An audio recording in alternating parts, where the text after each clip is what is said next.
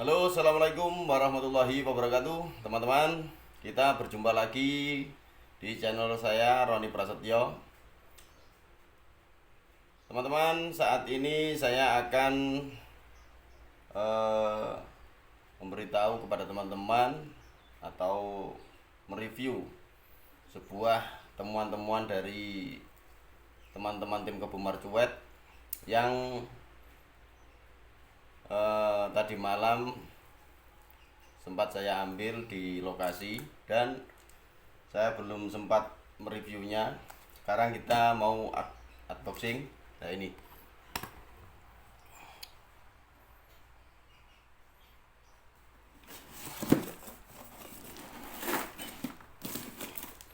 ini nanti akan saya tunjukkan kepada teman-teman dan memperkenalkannya apa saja yang saya dapatkan di lokasi.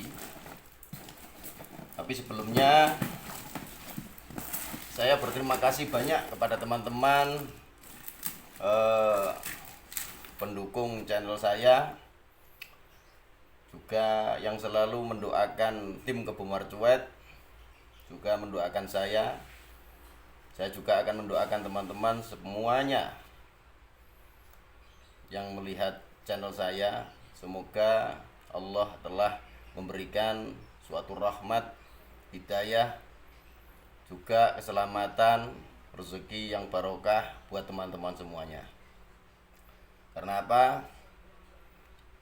Sebenarnya manusia itu tidak bisa berdoa sendiri atau mendoakan dirinya sendiri, teman-teman. Hablum minan nas itu wajibnya sebagai manusia atau insan, kita wajib saling mendoakan dan saling menghormati satu dengan yang lainnya, juga menjalin silaturahim dengan baik. Apapun hasilnya, apapun dalam segi pandangnya, baik atau buruk, itu kita pasrahkan saja kepada Tuhan Yang Maha Kuasa. Yang penting apa yang kita lakukan itu hal yang positif, mendoakan dengan positif, melakukan hal sesuatu yang positif agar hasil akhirnya menjadi positif, teman-teman. Dan ini nanti saya akan mencoba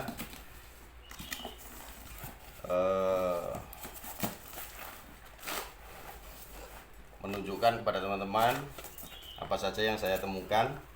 Alhamdulillah, ini saya mendapatkan beberapa bukti artefak zaman kuno, zaman peradaban masa era kerajaan-kerajaan lama, mulai dari kerajaan Mojopahit hingga sebelum Mojopahit, Singosari, itu ada di sini.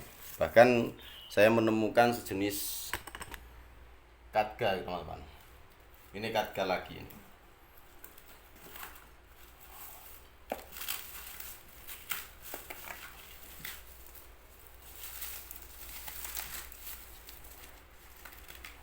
Wah, mantap. Sering di lokasi itu setelah mendapatkan benda-benda seperti ini pasti dibungkus dengan gebok atau pelepah pisang, teman-teman. Agar satu, untuk melindungi dari sinar matahari langsung, dan yang kedua, pelepah pisang ini bisa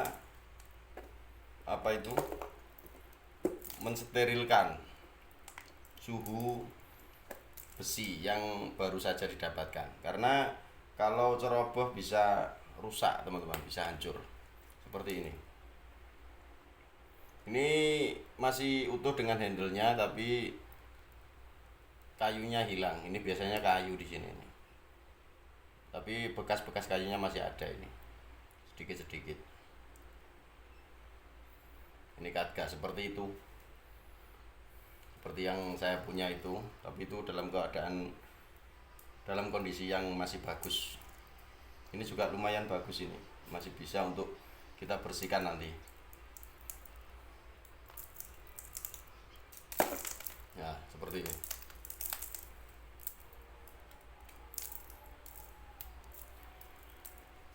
Ini adalah kadgo atau pedang kadga yang memang umum atau seringkali kita menemukan atau kita melihat di channel-channel lain yang telah mengedukasi benda-benda kuno.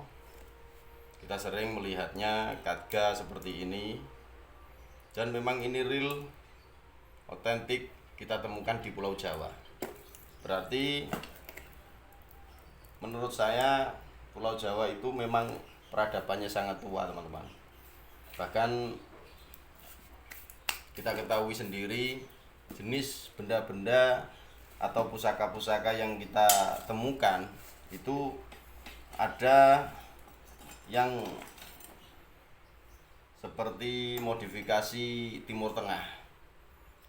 Berarti saya bisa menyimpulkan kerajaan atau zaman kekaisaran dulu dari peradaban sejarah kuno atau era-era Mojopahit hingga Singosari itu sudah ada yang namanya kerjasama atau ada hubungan dengan kerajaan yang ada di Cina, teman-teman, termasuk Mongolia atau dinasti-dinasti yang lainnya. Karena kita bisa melihat selain dari pusaka yang kita temukan, juga kita sering menemukan koin-koin Cina itu mulai dari dinasti Yuan, Mongol sampai dinasti Qing. Itu ada semua di Jawa, teman-teman. Jadi kesimpulannya, nenek moyang kita sudah mengajarkan tentang menghormati budaya, menghormati karya, juga menghormati antar sesama, teman-teman. Kalau nenek moyang kita bisa melakukan seperti itu, maka kita generasi penerus nenek moyang kita, wajiblah kita akan melakukan seperti itu juga, teman-teman. Saling menghormati dan saling menjaga karya leluhur kita, teman-teman. Seperti ini. Dan ini masih banyak lagi yang spesial. Ini kemarin waktu saya di lokasi, ini sudah saya tunjukkan ke Om Rivo waktu di lokasi. Jadi maaf sekali, ini walaupun saya review tapi ini sudah menjadi haknya Om Rivo. Tapi saya sudah minta izin tadi untuk saya review dulu agar teman-teman pecinta channel saya tahu temuan-temuan saya, walaupun Om Rivo yang akan menjadi pemiliknya nanti. Yang pasti saya akan mereview untuk menjadikan bukti otentiknya. Ini adalah bedok era Hindu. Seperti ini, teman-teman, era Hindu. Posturnya ini pendek sekali, mungkin sekitar 18-19 cm ya. Dan ini lengkap, masih ada handle-nya. Dan saya mendapatkan ini dari teman-teman lokasi yang kita mendapatkannya di wilayah Sungai Bengawan Solo, area Sungai Bengawan Solo. Ini juga semuanya, termasuk ini juga, dan banyak lagi. Kita bisa melihat temuan sungai dengan temuan pegunungan, teman-teman, darat. Ini adalah temuan sungai. Nah, ini adalah temuan sungai seperti ini. Patinanya walaupun ada kemerahan tapi ada hitamnya. Kalau temuan darat itu seperti ini, merahnya beda. Ini wedung. Seperti ini temuan darat. Kadga ini tadi. Ini temuan pegunungan ini.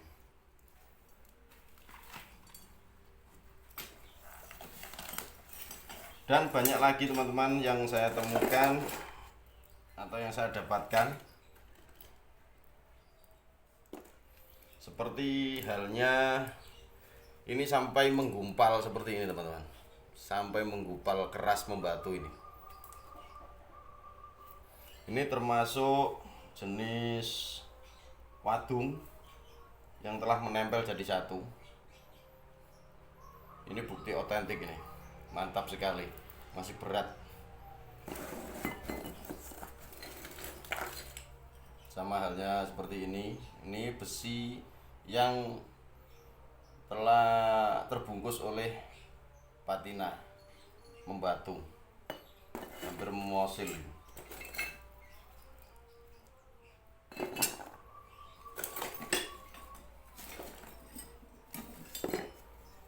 Kalau ini termasuk golok teman-teman, ini termasuk golok, ini temuan sungai.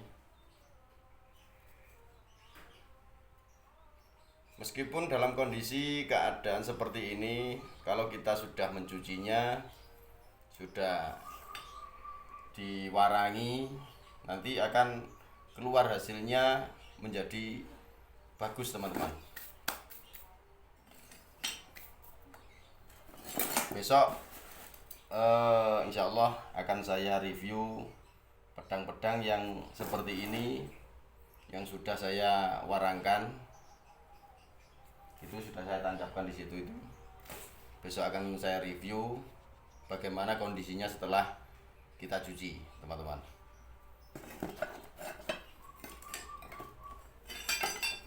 Nah, ini juga, ini termasuk wadung atau pecok zaman dulu, multifungsi. Dan ini wedung. Bedanya wadung sama wedung. Wedung itu sejenis belati kalau kita menamakan. Kalau wadung itu adalah pecok atau alat pahat pemotong.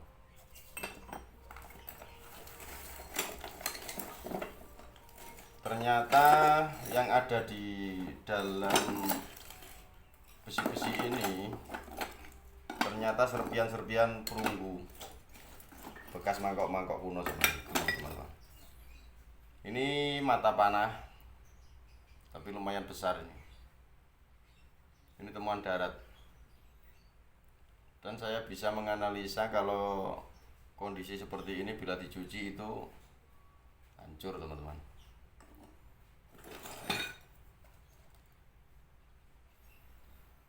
Nah, ini adalah jenis, bukan wadung, bukan wedung. Ini adalah jenis kodokan yang baru ditempah untuk dibuat pusaka, tapi ini belum jadi. Bisa dikatakan kodokan.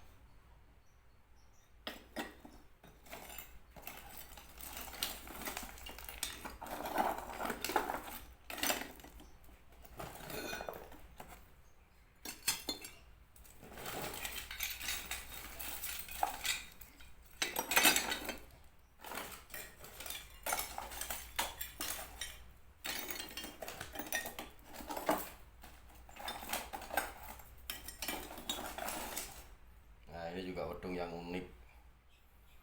Oke, saya tunjukkan apa saja yang saya dapatkan. Nah, seperti ini yang saya dapatkan, teman-teman. Besi-besi tua seperti ini, tapi mempunyai isoteri yang tinggi dalam peradaban masa lampaunya.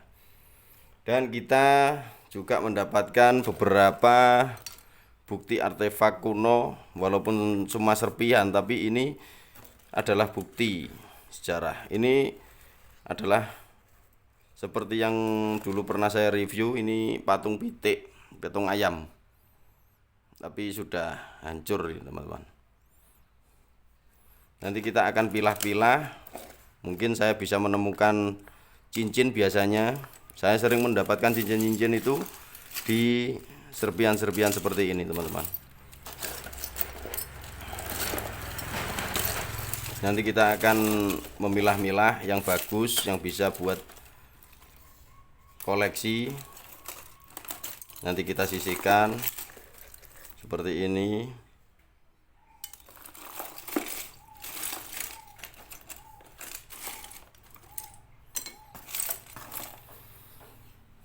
Walaupun serpian, bila kita tidak membuktikan dengan bukti-bukti yang nyata seperti ini, teman-teman, mungkin bagi teman-teman yang awam tentang sejarah peradaban nenek moyang kita, mungkin tidak percaya.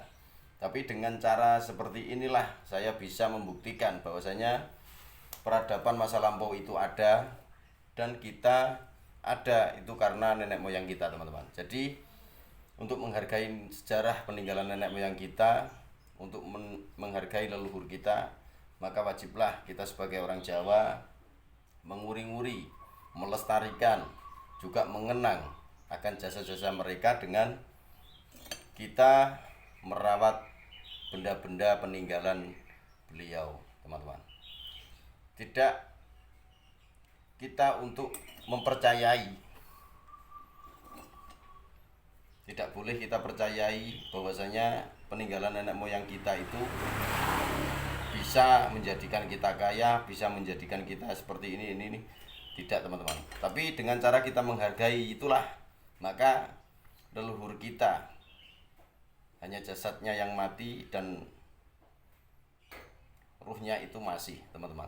Dengan kita menghargai, maka beliau akan mendoakan kita dan akan memberi kita suatu ilham, atau bisa dikatakan bisian-bisian agar kita itu terhindar dari segala sesuatu mara bahaya, teman-teman.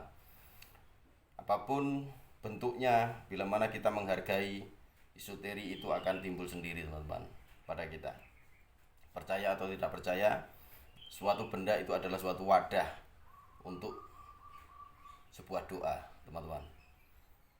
Bila kita selalu menggunakan media tersebut dengan cara kita berdoa, seperti halnya tasbih atau apapun, sel, kain atau apapun, selalu kita gunakan dengan doa, maka doa-doa itu akan menempel dengan suatu benda itu dan akan menjadi suatu isoteri yang bagus, tergantung kita menggunakannya. Kalaupun pusaka kita gunakan dengan suatu perbuatan yang tidak baik atau negatif, maka pusaka itu mempunyai suatu energi yang negatif juga. Tapi bila mana suatu benda itu kita gunakan dengan kita itu menghargai leluhur kita dan kita selalu melakukan hal perbuatan yang positif, maka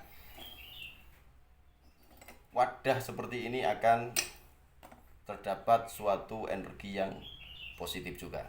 Semoga ada manfaat dan hikmah apa yang saya sampaikan. Semoga ada sedikit bisa bermanfaat untuk teman-teman dan menjadi sebuah pembelajaran bahwasanya agama selaras dengan budaya. Salam budaya, salam benda-benda bersejarah. Wassalamualaikum warahmatullahi wabarakatuh. Sampai jumpa.